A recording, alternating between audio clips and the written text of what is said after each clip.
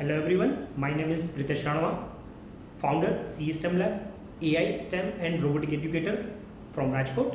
અમે રાજકોટમાં સ્ટેમ અને રોબોટિક્સ એક્ટિવિટીઝ કરાવડાવીએ છીએ કે જ્યાં બાળકો છે તો અવનવા મોડલ્સ અને કોડિંગ અને રોબોટ્સથી પોતાના નોલેજ છે ગેઇન કરતા હોય છે. આજે સ્પેશિયલી વાત કરીશું આપણે WSRO world stem and robotic Olympiad, જે કોમ્પિટિશન છે સ્ટેમ અને રોબોટિક્સની, કે જેમાં અવનવા મોડલ્સ બાળકો બનાવતા હોય છે, એમાં પાર્ટિસિપેટ કરતા હોય છે અને એના થ્રુ જે બાળકો પોતાનું નોલેજ છે ગેઇન કરતા હોય છે. જેમ કે હું વાત કરું તો WSRO જે છે એ લાઈક લાસ્ટ 8 યર્સથી આ કોમ્પિટિશન છે એ રન થઈ રહી છે અને મેઇનલી અમદાવાદમાં એના રિજનલ્સ થતા હોય છે, એવી રીતે રાજકોટમાં રિજનલ થાય છે, એવી રીતે સુરતમાં રિજનલ થાય છે. આ એક ગુજરાતના રિજનલ્સની વાત કરી અને ટોટલી ઓલ ઓવર ઇન્ડિયાની વાત કરીએ તો એમાં 12+ રિજનલ છે એ કોમ્પિટિશન્સ થતી હોય છે. એમાં બધી રિજનલમાં મળીને ટોટલ 15,000 એટલે કે 15,000+ પાર્ટિસિપન્ટ જે સ્ટુડન્ટ્સ છે એ પોતાના અલગ અલગ મોડલ્સ છે એ રિપ્રેઝન્ટ કરતા હોય છે, અલગ અલગ કોમ્પિટિશનમાં પાર્ટિસિપેટ કરતા હોય છે અને જેના થ્રુ એ લર્ન કરતા હોય છે. પ્લસ જો વાત કરું તો સ્કૂલ છે તો 300+ સ્કૂલ્સ છે આ કોમ્પિટિશન સાથે જોડાયેલી છે કે જેમાં એ પોતાના બાળકોને પાર્ટિસિપેટ કરાવડાવતી હોય છે. હવે મેઇનલી કોમ્પિટિશનની વાત કરીએ તો 18+ અલગ અલગ કેટેગરીઝ છે કે જેમાં બાળકોને આપણે પાર્ટ લેવડાવી શકીએ. એમાં આજે મેજોરિટી આપણે સ્કૂલ લેવલની જે કોમ્પિટિશન્સ છે એની વાત કરીએ તો પહેલાં હું વાત કરીશ કે બલૂન કાર છે ઇટસેલ્ફ એક સાયન્સનો કન્સેપ્ટ છે કે બલૂનમાં આપણે હવા લાઈક ઇન્ફ્લેક્ટ કરીએ અને ભરીએ છીએ, છોડી દઈએ તો એ ઉડવા માંડે છે.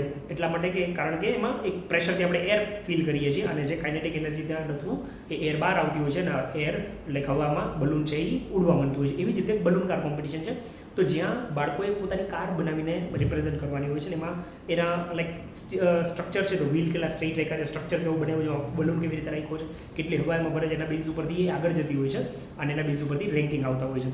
તો આ કોમ્પિટિશન છે એ રિજનલ લેવલની કોમ્પિટિશન છે કે જે રાજકોટ, અમદાવાદ અને સુરતમાં પણ થાય છે. બીજી હું કોમ્પિટિશનની વાત કરું તો લાઇન ફોલોવિંગ છે. તો એમાં ઓપન સોર્સથી આર્ડિનો બેઝ તમે લાઇન ફોલોનો રોબોટ બનાવી શકો છો. ટ્રેક પર રોબોટ છે એ ચાલતો હોય અને મિનિમમ ટાઈમમાં એ લાઇન ફોલો કરી અને સ્ટોપ થાય તો એના બેઝ ઉપરથી રેન્ક જનરેટ થતા હોય. ત્યાર પછી રોબોરેસની વાત કરું, રોબોરેસ જે છે એક રિમોટ કંટ્રોલ બેઝ કાર હોય છે, એમાં અલગ અલગ ટ્રેક આપેલો હોય, એમાં ધૂળ આપેલી હોય છે, કાકડા આપેલા હોય છે, સ્લોપ આપેલો હોય છે. આ બધી જ વસ્તુમાંથી બાળકે છે એ રોબોરેસની જે કાર હોય છે એ કારને ચલાવવાની હોય છે અને એ ટ્રેક કમ્પ્લીટ કરવાનું હોય છે. ત્યાર પછીની વાત કરીએ તો યંગ સાયન્ટિસ્ટ કેટેગરી છે.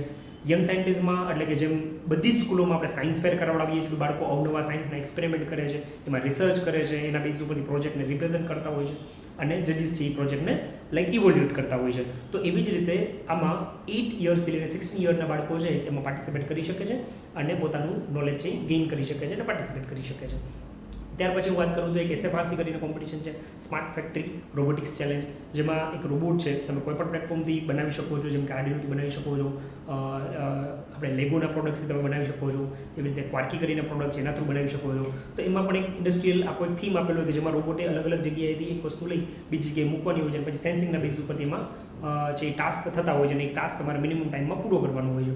તો એમાં પણ તમે પાર્ટિસિપેટ કરાવડાવી શકો છો. પછી બ્લિક્સની જે કેટેગરી આવે છે, બ્લિક્સ કરીને એક પ્રોડક્ટ છે કે જેના થ્રુ તમે રોબોટ્સ બનાવી શકો છો. તો બ્લિક પ્રિસિઝન અને બ્લિક્સ રોબોટ સ્પ્રિન્ટ કરીને જે કોમ્પિટિશન થાય છે, તો એક કોમ્પિટિશન છે જે સ્પ્રિન્ટ કોમ્પિટિશન છે એ 8 યર્સથી લઈ 12 યર્સના બાળકો માટે છે અને જે રોબો પ્રિસિઝન છે એ 12 યર્સથી લઈને 16 યરના બાળકો માટે છે, જેમાં પણ તમે અવનવા રોબોટ્સ બનાવી અને જે ટાસ્ક આપ્યા હોય છે ટાસ્ક રિમોટ કંટ્રોલ બેઝિસ ઉપરથી તમે કરાવડાવી શકો છો.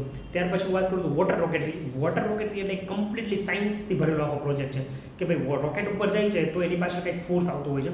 તો એવી જ રીતે આપણે એર પમ્પિંગથી લાઈક એમાં હાફ વોટર અને હાફ છે એ એર રાખવાની હોય છે, ફિલ કરવાની હોય છે. એક પાણીની બોટલ હોય છે અને જેમ તમે છોડો છો તો એક પાણી જો ઉપર પ્રેશરાઇઝ એરથી જે પાણીને લાઈક થ્રો કરે છે એટલે પાછું બેક આપે છે, જેના થ્રુ રોકેટ છે ઉપર જતું હોય છે. તો આ ટાઈપની કોમ્પિટિશન્સ પણ થતી હોય છે. જેમાં મેં વાત કરી તો specially water રોકેટરી direct national competition છે. બીજી કોઈ પણ કોમ્પિટિશન્સમાં તમે પાર્ટ કરવું હોય તો તમે રિજનલ થ્રુ પાર્ટિસિપેટ કરી શકો છો. અને આની ફીઝની ડિટેલ્સ છે તો રજિસ્ટ્રેશન ફીસ તમારે પે કરવાની રહેતી હોય છે, જે કોમ્પિટિશનના ઓર્ગેનાઇઝરને પે કરવાની હોતી હોય છે, રાઈટ. અને ત્યાર પછી તમારે ટીમ ઓફ 2 અથવા તો ટીમ ઓફ 3 અમુક કેટેગરી છે તો એમાં 2 મેમ્બર કે 1 મેમ્બર પાર્ટિસિપેટ કરી શકે છે. અમુક કેટેગરી છે તો એમાં મિનિમમ 2 અને મેક્સિમમ 4 મેમ્બર સુધી પણ પાર્ટિસિપેટ કરી શકાતું હોય છે. તો આના માટે તમે WSRO સાઇટની વિઝિટ કરી શકો છો, યા તો આપની જે સ્કૂલ છે એ સ્કૂલને તમે લાઈક જાણ કરી શકો છો કે મારા કોમ્પિટિશનમાં પાર્ટિસિપેટ કરવું છે અને સ્કૂલ થ્રુ પણ તમે પાર્ટિસિપેટ કરી શકો છો. વધુ માહિતી માટે તમે જે તમારી સ્કૂલનો જ સંપર્ક કરી શકો છો અથવા તો તમને WSROની સાઇટ પર www.wsro.in કરીને વેબસાઇટ છે જે તમે સંપર્ક કરી શકો છો. અને રાજકોટ રિજનલ માટે સ્પેશિયલી વાત કરું તો એઝ અ CSTEM લેબ અમે રાજકોટના રિજનલ પાર્ટનર છીએ. તો જો રાજકોટની કેટેગરીમાં તમે કોઈ પણ જગ્યાએ પાર્ટિસિપેટ કરો છો તો એમાં તમે અમારો સંપર્ક કરી શકો છો. એના માટે તમે CSTEM લેબ ગૂગલ પર સર્ચ કરશો તો તમને એમાં અમારા કોન્ટેક્ટ નંબર મળી રહેશે. અને કોન્ટેક્ટ નંબરની વાત કરું તો 9427660044 આ અમારો CSTEM લેબનો નંબર છે.